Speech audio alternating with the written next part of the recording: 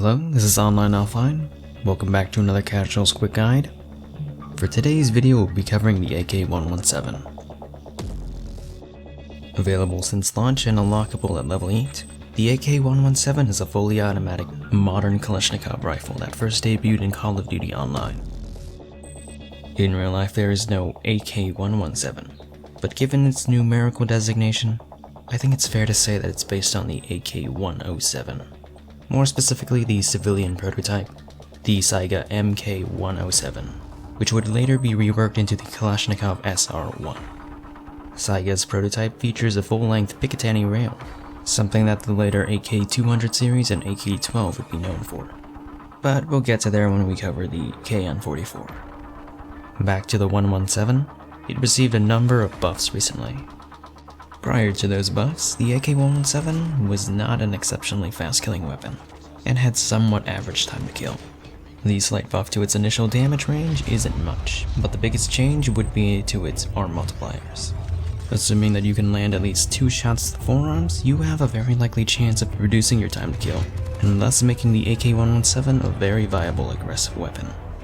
In terms of mobility, the AK117 is fairly average. It did receive a very slight buff to its movement speed, and it also received a new reload animation that was stated to be slower, but it's actually slightly faster. In the season prior, the AK117 was already one of the most accurate weapons in the game, and it received a slight buff to its bloom. In real life, the AK107 has a very unique counterweight feature that gives it a reputation for being recoilless. This is not reflected in-game. In fact, the 117 is one of 2 weapons alongside the Pharaoh that have no definitive recoil pattern. It is random every time you pull the trigger. The initial recoil is light, but becomes moderate the longer you spray. Coupled with its short taper, I'd recommend burst firing at mid-range. The AK117 is a beloved weapon that carries a lot of nostalgia for the earlier seasons. It and the Type 25 were the first meta.